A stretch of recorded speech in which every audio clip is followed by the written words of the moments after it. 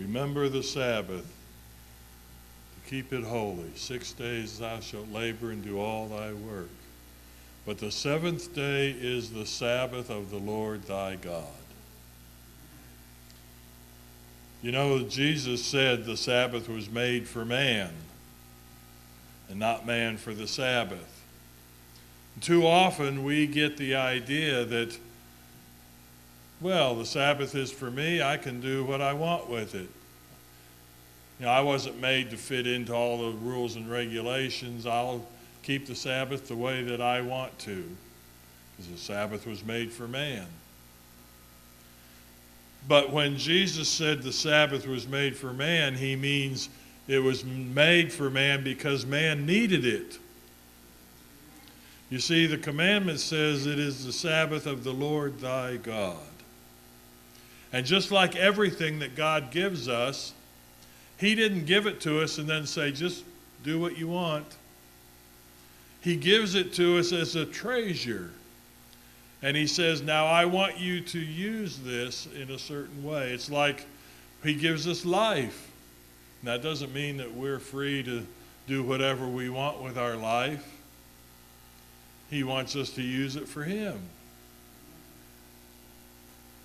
If somebody gave me an old beat up car, rusted and dents in it, if I was driving it and I dented it a little bit more, I wouldn't really think too much about it. But if they gave me a Bentley, Rolls Royce, a very expensive luxury car, perfect condition, if I put a little ding in that, boy, I'd feel terrible. And I don't care if somebody did give it to me, they would feel terrible too. Well, you couldn't keep it. And that's the way it is with the Sabbath. It's an infinite blessing that God has given to us. But it's not just something that he has given to us and we understand it. We have to grow in our understanding of it. Let's look in Proverbs 4. Proverbs chapter 4. There's a principle here that applies to the scriptures, but everything that God is trying to tell us. Proverbs 4, verses 18 and 19. The path of the just is as a shining light. It shines more and more unto the perfect day. The way of the wicked is as darkness.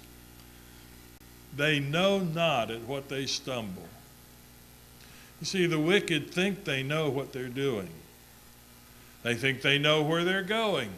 Oh, we're going along this path, and tomorrow is going to be like this. Next year, 5 years from now, 10 years from now, we're going to be doing this and that. They have their whole life mapped out, they think, but really they're walking in darkness. But God says the path of the just is as a shining light. And it's not just a light, but it's growing. It's getting more and more glorious until the perfect day, until we see Jesus coming and we're taken to heaven. And this is a principle with all that God shows us. You know, there are some people that want to go back. They say, well, you know, some of the early pioneers didn't understand about the Trinity, and so we need to go back and believe, or they didn't believe what we believe now, so we need to go back and believe like they did. Well, some of those early believers used tobacco too. Should we use tobacco then? You know, they ate pork and things. They didn't know any better. God hadn't showed them yet. How far back should we go? The point is, the Bible says that God leads us on step by step. We grow in our understanding. Some things we didn't know back then, but we know now. And God leads us. A shining light. And that's the way it is, especially about the Sabbath. Tell me, do you know more about the Sabbath than when you first accepted it? Do you see more beauty in it?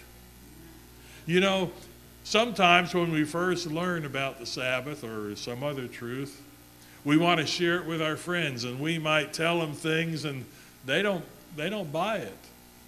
They don't understand it. They don't want to hear about it. And later on, we might think, well, you know, I kind of did hit them over the head pretty hard. I was so excited about it. And now they don't want to hear about it, so I don't say anything about it. But you know, if the Sabbath message has been growing in your heart, if you see more beauty now than you did before, then maybe it would help if you told your friends, you know what, I realize that I didn't come across very good right at the first, but I've been learning, and you know, the Sabbath is so wonderful.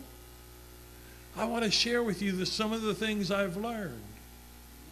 You know, when Joseph Bates first learned about the Sabbath, he was living in Fairhaven, Massachusetts, and he read a tract, and you know, he had been preaching the second advent.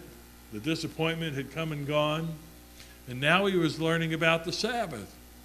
And it seemed so wonderful to him that he went up to Washington, New Hampshire. He heard that there was a group up there, and you know the story of how the Seventh-day Baptists introduced the Sabbath to this group of Advent believers there in New Hampshire. Joseph Bates gets up there at 10 o'clock at night. He knocks on Frederick Wheeler's door and gets him out of bed, tells him, I want to find out more about the Sabbath. So they sat down and they studied that night. The rest of the night, they studied all night. And then the next morning after breakfast, Brother Wheeler and Joseph Bates go up to visit the Farnsworths. They had heard about the Sabbath, and they were keeping it, and they studied it all day.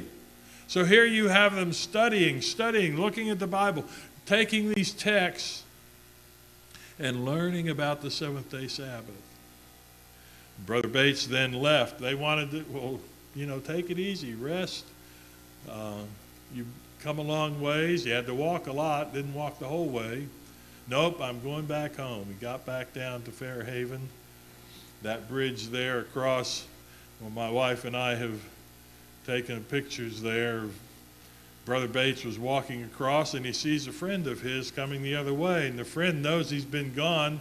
He says, Brother Bates, what's the news? And Joseph Bates said, the news is that the seventh day is the Sabbath. Well, you know, when people ask you, what's the news? What's new? What's going on? What do you tell them? The seventh day is the Sabbath? Or do you tell them, well, nothing much, you know, same old, same old? We need to start thinking these things because, friends, we have been called to be watchmen. We have been called to give warning to people. And if the Sabbath is a blessing to you, or any of the other truths that may come along that you know, share them. Let people see that this is something that really means a lot to me. Well, Joseph Bates' friend went home and studied, and he began to keep the Sabbath. And that's how it got started. Joseph Bates learned, and he wrote a booklet on the seventh-day Sabbath, a perpetual sign. A little while later, he expanded it. He learned more. His third edition was larger yet. He was learning, and they were beginning to see not just that the seventh day is a Sabbath, but he began to see the tie-in with the sanctuary message. And that's why the Seventh-day Adventist Church was formed, because it wasn't just something that the Seventh-day Baptists had for centuries and had been keeping the seventh-day Sabbath. But now we began to see the tie-in with last-day events. The sanctuary where Jesus is ministering for us. The seal of God. And so as these things began to grow in our understanding, it became more glorious. Sister White was taken off into vision one day in 1847, a Sabbath, And in the vision, she was taken into the sanctuary in heaven. Jesus leads her into the most holy place. She sees the ark there. Jesus opens it. And she sees in there Aaron's rod that budded, bowl of manna. And then she sees the 10 Commandments, and they're folded together like a book. Jesus opens them up. And she sees the first 4 on the one side and the other 6 on the other side. And on the first 4, they were more glorious. They shone brighter than the other 6. You see, my friends, our duty to God comes first. It's more important. Now, we need to keep the 6 in how we treat one another and our friends. But, you know, when Jesus was here one time, his mother and his brothers came to him, wanted to stop him from the work he was doing because they heard he was just doing all this, working too hard. They thought he was going crazy. And when he was told that his mother and his brother were out there waiting for him, he said, "Who is my mother and my brethren?" He pointed at the people that were gathered around him. He said, "Behold, my mother and my brethren. For whosoever shall do the will of my Father which is in heaven, the same is my mother and my brethren." My friends, those who are seeking to follow God should be more precious to us, because following God is most important. But it wasn't just that the first 4 shone brighter. The Sabbath, the 4th commandment, had a glow that was brighter than the others, a halo around it. It was the most important because the Sabbath had been set apart in honor of God's holy name. The Lord tells us about this, and she says the 4th, the Sabbath commandment, shone above them all. For the Sabbath was set apart to be kept in honor of God's holy name. And then she goes on to talk about how as God's people went forth and as the time progressed, she says, we proclaim the Sabbath more fully. More fully. We should be proclaiming the Sabbath more fully now than when we first started with it. Look in Genesis 2. Let's go back to where God first created the Sabbath on the 7th day of creation week. Genesis 2, "Thus the heavens and the earth were finished, and all the host of them. And on the 7th day God ended his work which he had made. And he rested on the 7th day from all his work which he had made." The 7th day, it says, God rested, means to cease, to stop, to desist. You know, God leads by example. God wasn't tired.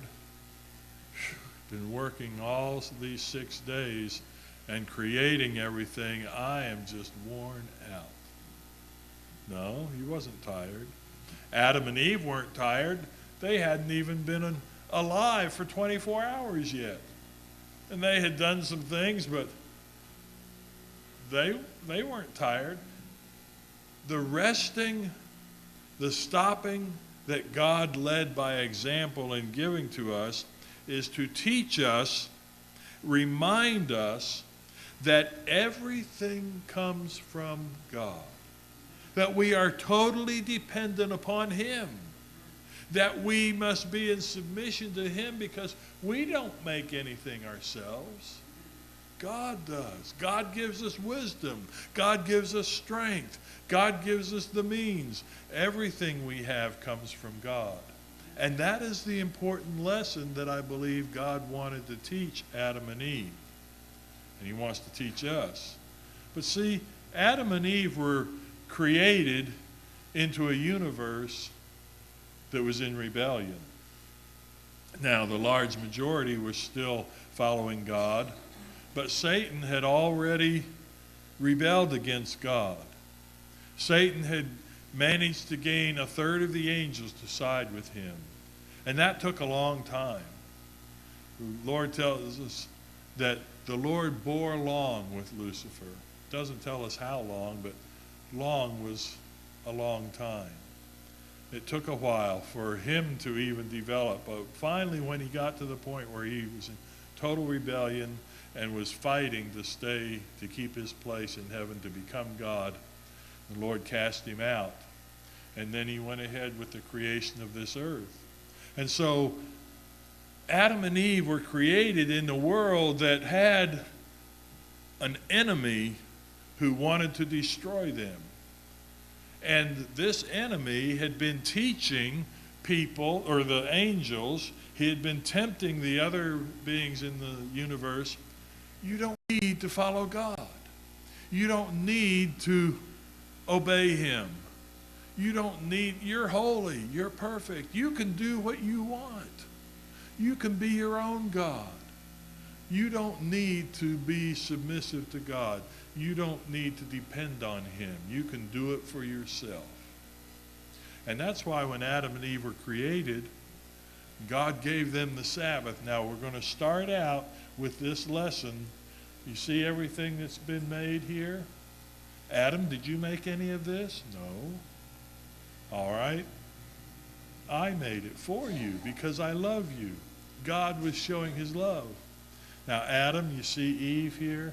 Beautiful, isn't she? Just perfect for you. Did you make her?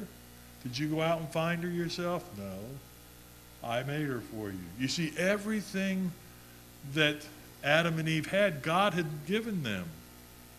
And so he told them, you need to remember that I am the one who gives you everything you want, everything you need, everything that will make you happy. But there's an enemy that wants to destroy you. And so God warned them, Adam, Eve, you need to stay together. Well, that was fine. We'll stay together. You'll be a lot stronger together than you will against Satan by yourself. Now, we don't know how long it took, but at some point, one day, Adam and Eve, they're working in the garden, and Eve's doing some things, and she suddenly looks around. She realizes she's alone. Now, God had said she needed to stay with Adam. But like women today, I don't need a man. I'm strong enough by myself. I can do things on my own. And so that was already, she was beginning to think like Satan wanted her to think. I don't need help from anybody else. I can do it on my own. And that's what Lucifer was trying to say. Now, God is wants us to understand that we are dependent upon him. We need him. We have to have Jesus with us at all times. We can never make a decision for good if we don't have Jesus with us. Men and women, we need one another, but most of all, we need Jesus. We need to be united to him. We need our brothers and sisters in church. We need the unity that comes from worshiping together, from talking together, from praying together. These are the things that will help to strengthen us, because we are facing an enemy who is determined to destroy us. And Eve, realizing that she wasn't with her husband, and she decided she didn't need to be, and that was the first step. And Satan then took it from there. He began to, you really, if you decide for yourself what to do, you don't need somebody else to tell you. God is lying to you. And we know the result. We see the result. And in this day and age that we live in, the Sabbath is to be a sign that we are drawing together as believers, but most of all that we're drawing together with God. God wants us to remember that we are dependent upon him. Look in Exodus 31. 31, verse 13. The text you're probably familiar with. Speak unto the children of Israel, saying, Verily my Sabbaths ye shall keep.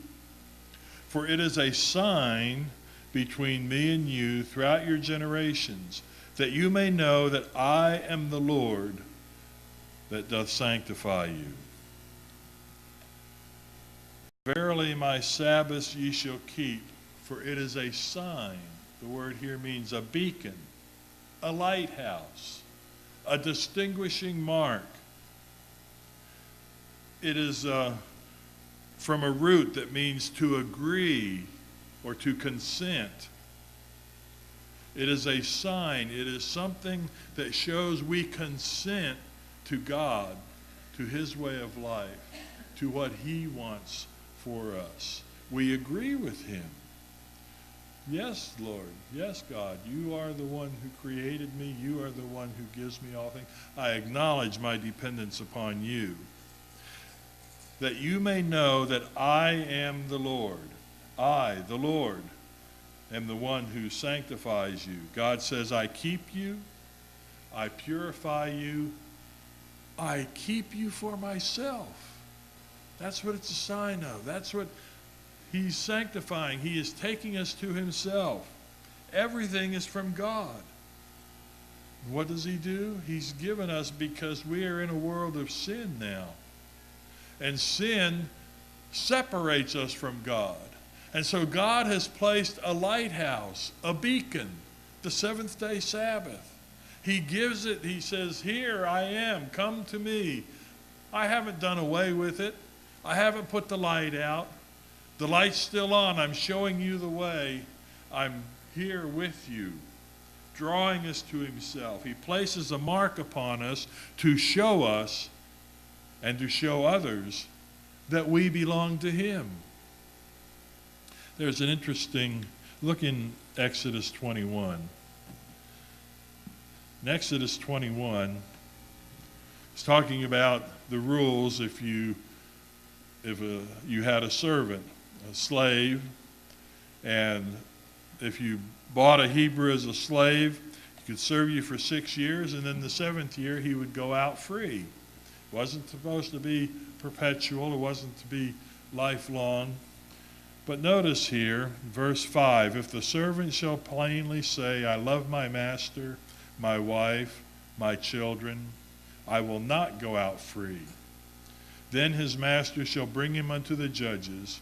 He shall bring him to the door, or unto the doorpost, and his master shall bore his ear through with an awl, and he shall serve him forever.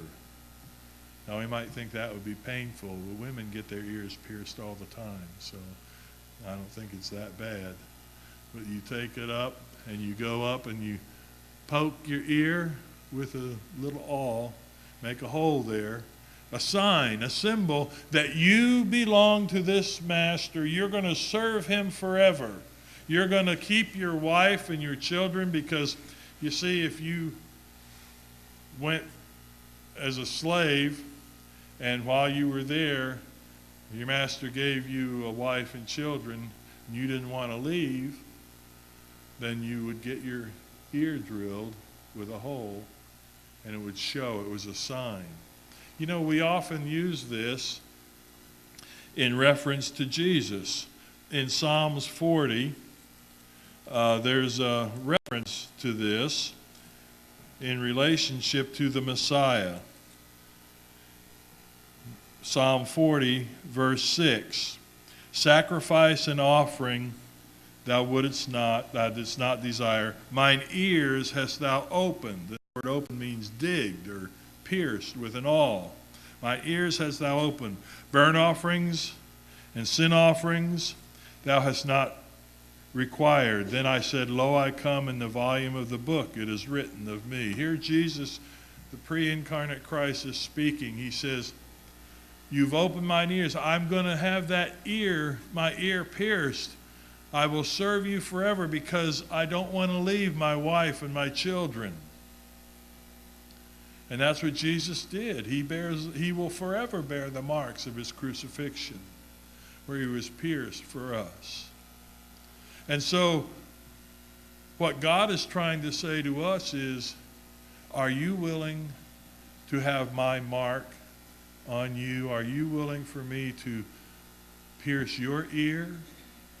The Sabbath, I submit to you, is a sign that we belong to God.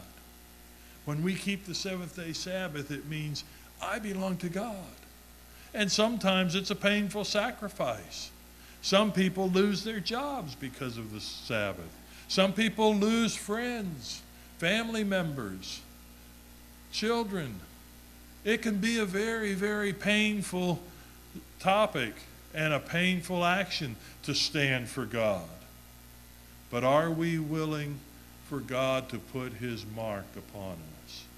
Are we willing for God to put his sign on us? And are we willing to see the glory and the beauty of it as God says to all, look, these are my people.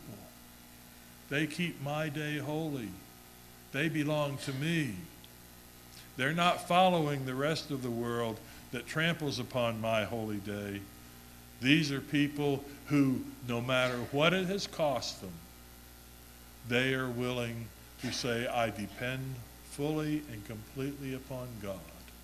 Even though I might face the death decree, even though I might be killed for my faith, I'm willing, because the Sabbath is the most glorious gift that God could give me, and he gave it to me.